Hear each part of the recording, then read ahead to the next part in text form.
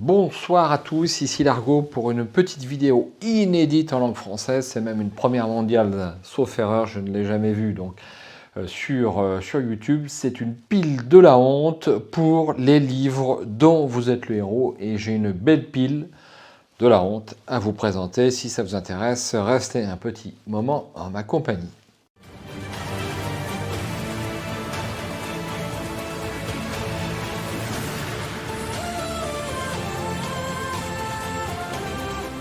Allez, sans plus attendre, mon premier livre de la pile de la honte, c'est Les Tambours de Shamanka, un épais volume qui comporte pas moins de 400 paragraphes, avec un pitch plutôt intéressant à propos d'une compagnie de mercenaires. Alors c'est plutôt l'univers africain qui m'a pas attiré particulièrement, et on va dire que pour l'instant je l'ai laissé un petit peu de côté. Ça paraît très intéressant. Il me semble que la suite sort bientôt. Donc Voyageur solitaire, un écrivain bien connu des forums de livres dont vous êtes le héros. Je n'ai pas perdu espoir, comme tout ce que je vais vous présenter aujourd'hui, pour les jouer bien sûr. Donc les Tambours de Shamanka. Ensuite, nous avons alors une série de livres, et j'ai fait un essai sur la chaîne de Alice au pays des cauchemars. C'est de Jonathan Green. Jetons un œil sur le petit pitch. Plusieurs années après les événements d'Alice au Pays des Merveilles et de l'autre côté du miroir, Alice s'aventure à nouveau dans l'univers des cartes à jouer et des animaux parlants qui peuplent ses rêves. Mais ce monde excentrique est désormais hanté par des fantasmagories effrayantes, fruits de la folie de la reine. Alice devra se battre pour échapper au cauchemar qui menace de la retenir éternellement prisonnière. Ne vous êtes jamais vous demandez ce qu'il serait passé si Alice n'avait pas bu le contenu de la bouteille étiquetée « Buvez-moi » ou si elle n'avait pas pris le thé avec le chapelier, le lèvre de Mars et le Loir. Dans Alice au Pays des Merveilles, vous décidez quel chemin la fillette doit suivre, quels risques elle doit prendre et lesquels des étranges habitants du Pays des Merveilles elle doit affronter. Mais prenez garde, ce sont vos choix qui détermineront si Alice réussira dans sa quête ou si elle rencontrera une fin cauchemardesque. Alors j'ai passé un bon moment sur mon essai. Mais si vous voulez, c'est plutôt l'univers des contes revisité à la sauce techno, un petit peu, puisque le lapin a des rouages mécaniques dans le corps, enfin c'est ce style-là. Et on va dire que ça ne m'a pas intéressé plus que ça. Si j'avais que ça à faire, je le ferais bien sûr, avec grand plaisir, mais cet univers-là ne m'a pas beaucoup intéressé. Je n'ai pas perdu espoir de redémarrer. Donc un peu plus de 500 paragraphes sur ce livre, et eh bien, il y a toute la série. Donc moi j'ai toute la série. Pan et le monde perdu, que je n'ai pas commencé, n'est-ce pas? Voici un petit gros plan sur le pitch si ça vous intéresse. Nous avons également La machination d'Oz, toujours de Jonathan Green. Vous voyez, hein, c'est punk, cyberpunk un petit peu. Et bon, en plus, le conte dont c'est inspiré ne m'intéresse pas non plus particulièrement. Et je n'ai pas démarré ce livre, c'est une catastrophe. Voilà. Mais à faire, j'espère. Ensuite, eh ben, nous avons le dernier de la série. Alors c'est aussi de Jonathan Green, mais je ne suis pas sûr que ce soit un univers pseudo-mécanique comme dans les autres. C'est plutôt de l'heroic fantasy classique, j'ai l'impression. Alors si je devais en jouer un de Jonathan Green, je continuerais plutôt par celui-ci, parce que vous savez que moi l'heroic fantasy, même la plus basique, me convient très très bien. Je me permets de relire le pitch. Beowulf, le fléau des monstres, n'est pas un livre comme les autres. C'est un portail qui s'ouvre sur le monde mythique des sagas scandinaves, peuplé de monstres et de héros. Vous serez transporté à Eoror, la grande salle dorée du roi Hodgar, pour embarquer dans une captivante aventure dont vous serez le protagoniste. En plus de livres, vous aurez besoin de 2 dés, d'un crayon et d'une gomme. À l'aide de ces outils et de quelques règles simples, vous pourrez endosser le rôle du premier super-héros de la littérature anglaise traditionnelle, Beowulf, le fléau des monstres, dans une adaptation inventive de cette épopée anglo-saxonne. C'est vous qui déciderez de la route à prendre, des périls à affronter et des créatures à combattre ou à éviter. Que vous surviviez à votre quête, que vous soyez élevé au rang de héros dont on chante les exploits, que vous soyez même couronné roi, ou que vous succombiez aux mains du sanguinaire Grendel ou de sa mère l'ogresse, tout cela ne sera la conséquence que de vos choix personnels. Grâce à une quête bonus, vous oserez peut-être incarner la plus infâme des monstres lui-même, Grendel. Voilà, c'est assez intéressant et je dois avouer que j'aimerais bien l'entamer si c'est possible. Ensuite, je continue avec un livre que j'ai acheté d'occasion, donc pour pas trop cher du coup. C'est un livre de Bob Lennon. Donc Bob Lennon, c'est un YouTuber que je ne connaissais pas du tout, qui a plusieurs millions d'abonnés. Je trouvais ça assez incroyable, qui a une productivité incroyable et stupéfiante et qui fait des heures et des heures de vidéos sur pas mal de domaines ludiques. Et donc il a écrit un livre dont vous êtes le héros, La forteresse du chaudron noir, les aventures du pyro-barbare et de Billy. Voilà. Je ne sais pas ce que ça vaut. On va regarder un petit peu le pitch. Alors je vais me permettre de faire un gros plan comme ceci. Au fin fond de la contrée d'Erener, le jeune Billy pensait déjà sa route toute tracée. Reprendre la ferme familiale et faire pousser des citrouilles lui paraissait sa seule perspective d'avenir. Mais le destin est souvent taquin. Et quand ressurgit un mal ancien menaçant, l'équilibre de tout le royaume, c'est entre ses mains que repose soudainement le sort de tous. Saurez-vous braver les obstacles qui se dresseront sur sa route? Révélerez-vous le lien entre ce jeune héros et les obscurs desseins d'un seigneur de guerre sanguinaire? Dans votre quête de réponse, vous pourrez compter sur le bras d'un puissant allié, le pyro-barbare. Luttez ensemble contre les créatures des ténèbres. Votre Billy parviendra-t-il à sauver le royaume de l'Apocalypse ou périra-t-il honteusement face à l'adversité pour finir dans un caniveau? Il ne tient qu'à vous de le découvrir puisque vous êtes Billy. Voilà, donc combien de paragraphes Toujours intéressant de voir le nombre de paragraphes quand même. 600, donc c'est écrit petit. Il y a du travail qui a été fait. Alors, les vidéos de Bob Lennon sont toujours assez... ça se prend pas au sérieux, c'est toujours dans l'humour. Je suppose que ce livre est dans le même style, mais ma foi, je n'en suis même pas sûr. Si vous connaissez, n'hésitez pas à mettre un petit commentaire. Je sais que certains abonnés me l'ont recommandé. À voir. La forteresse du chaudron noir. Ensuite, je continue à nouveau avec une série de livres. C'est Les héritiers de Dorgan, défis et sortilèges. Donc il y a 3 volumes en poche, comme vous pouvez le constater. C'est de Gildas Sago, qui, sauf erreur, j'en suis d'avril, est décédé, et qui nous a laissé une belle œuvre en livre dont vous êtes le héros. Donc j'avais acheté c'est une réédition, j'avais acheté le premier tome à Cannes l'année dernière, et puis depuis j'ai acheté les 2 suivants, mais j'ai toujours pas joué. C'est embêtant. Alors c'est assez intéressant parce que il y a plusieurs héros, on va en parler, on va jeter un œil sur le pitch. Après 50 ans de paix, les peuples du monde d'Organe prospèrent.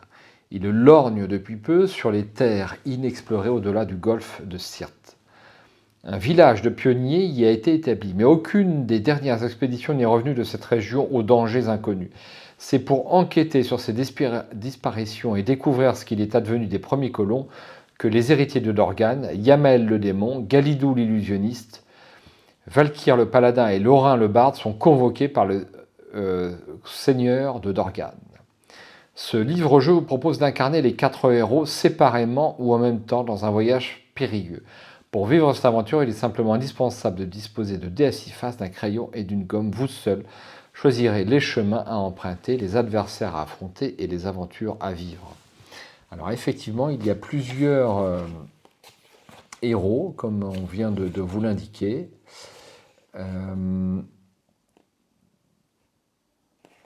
Alors vous voyez, il y a ce livre se découpe en plusieurs parties, et notamment il y a des paragraphes concernant chaque héros en fonction de ce que vous leur faites faire. Alors je ne vais pas pouvoir vous en parler beaucoup plus que ça, puisque je ne l'ai pas démarré, j'avais lu le début.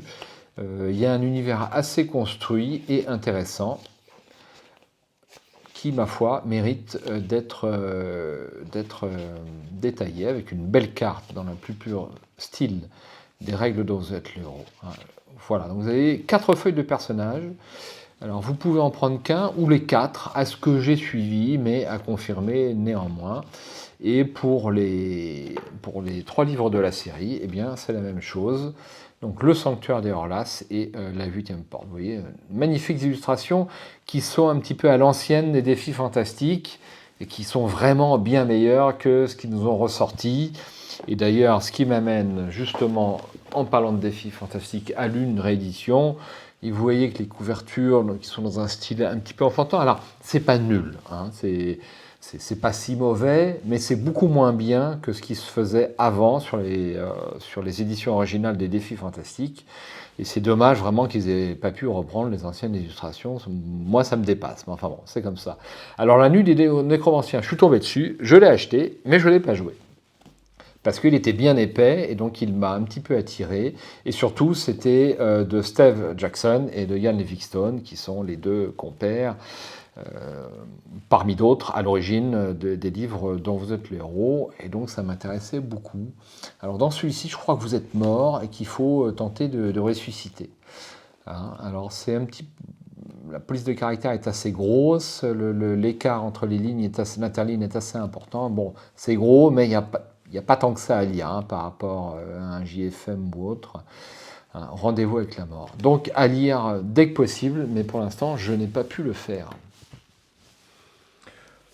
Pourquoi ne pas continuer avec celui-ci? Pareil, je l'ai acheté un petit peu sur un coup de tête, le Pirate de l'au-delà, le pitch m'intéressait, et je ne l'ai pas fait. Cinnabar, le redoutable pirate qui a écumé les 12 mers, est revenu d'entre les morts. Alors, ça me fait penser aux pirates des 7 mers, mais c'est pas tout à fait la même chose. Donc là encore, quelque chose d'assez copieux. 400 paragraphes, je trouve que c'est une bonne moyenne, 400 paragraphes. Et des illustrations particulièrement sympas et travaillées. Un chat à 9 queues. Hop, le pirate de l'au-delà dans la pile de la honte. Ensuite, on attaque les choses, un peu dans le même style, cela dit. Voici Aria de Fibre Tigre. Hein. Donc, c'est une série de 3 livres. Si j'arrive à les extraire de leur boîtier, comme ceci. Voilà, donc 3 bouquins. Là encore, ça m'intéressait beaucoup. Terre ardente, Radiance céleste et Sombre ressac. Sombre ressac étant le premier. Et vous avez joué le rôle d'un magicien. Pas énormément de paragraphes, mais c'est pas grave. 300, on fait des choses très bien en 300 paragraphes. Voyage en Osmanlie, Sombre ressac. Apprenti mage de Varna au passé trouble, seul survivant d'un complot, votre roi vous a ordonné de traverser l'Osmanlie pour stopper une armée qui menace tous les royaumes à l'ouest du mur. Le sombre pays est un endroit étrange et dangereux, peuplé de créatures mythologiques, et l'on raconte même que là-bas, les dieux marchent parmi les hommes. De Varna à Sanakal, vous devez survivre, mais aussi comprendre les secrets de cette contrée ancienne, berceau des civilisations. Donc vous pouvez lancer des sorts, un petit peu comme dans la série Sorcellerie.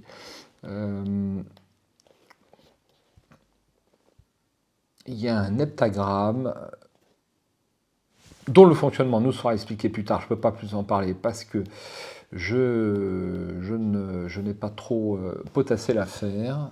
Voilà, alors je ne sais pas à quoi sert cet heptagramme.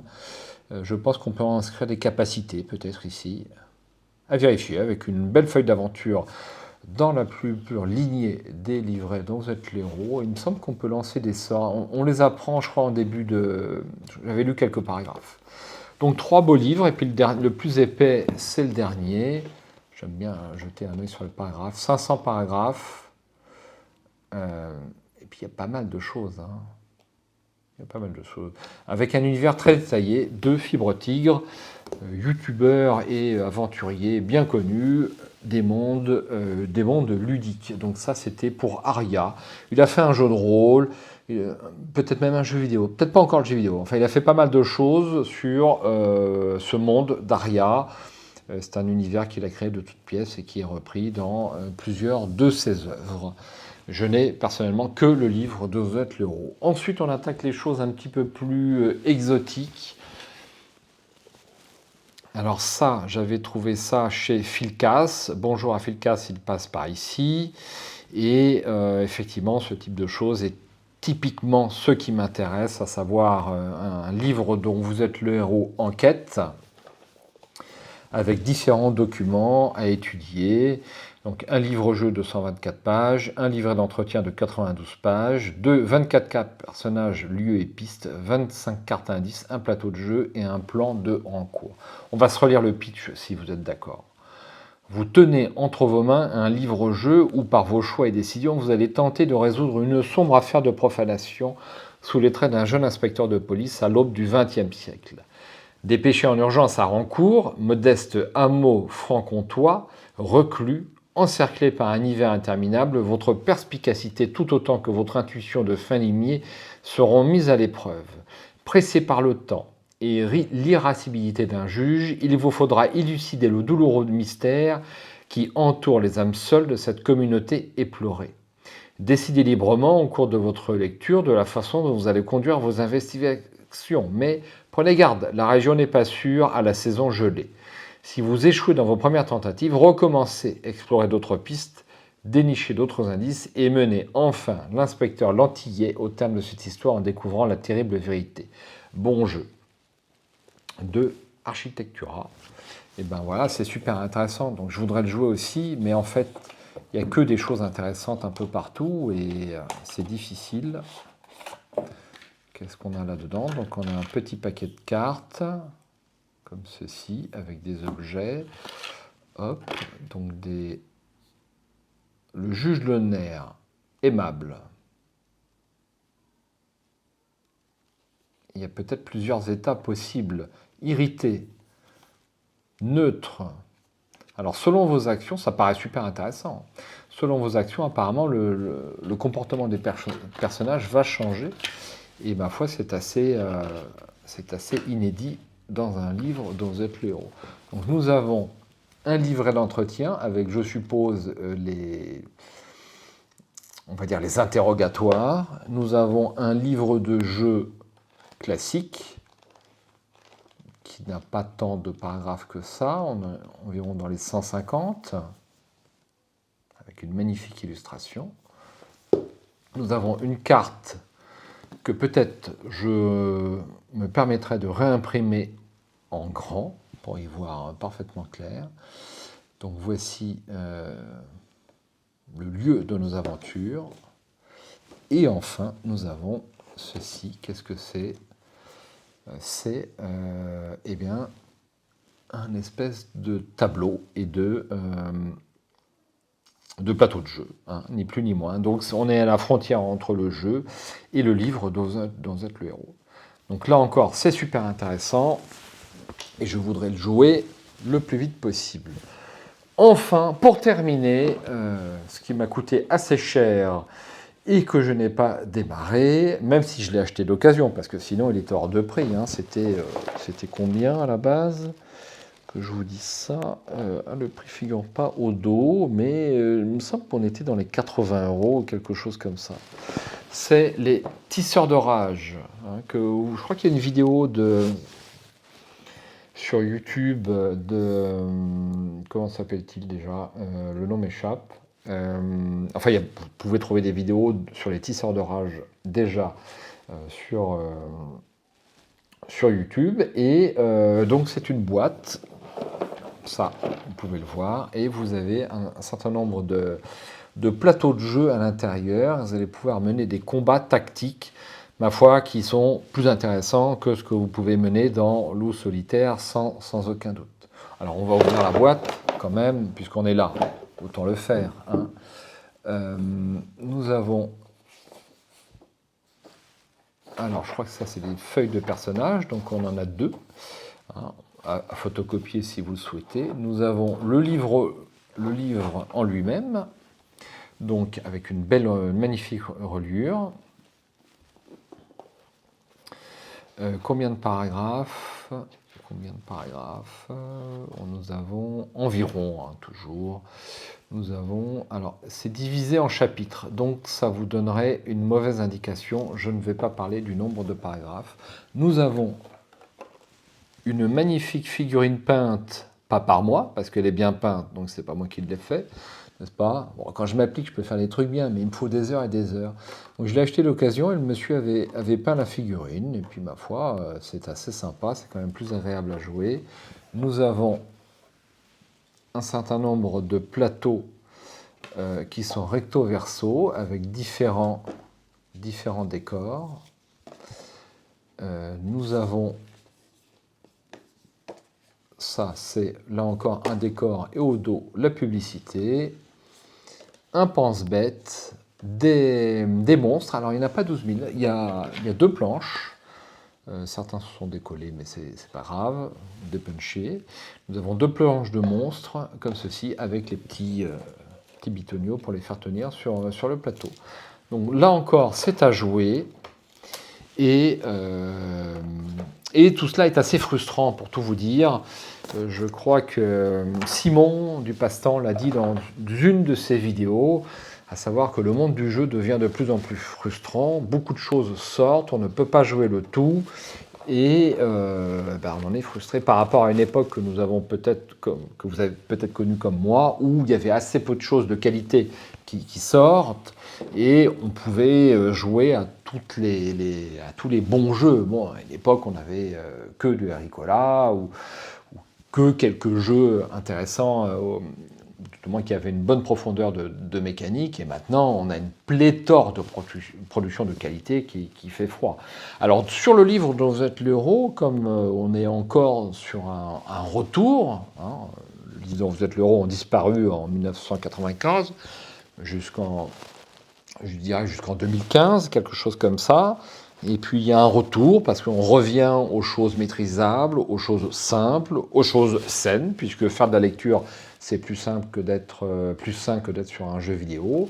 Et on arrive encore à suivre à peu près l'intégralité de la production.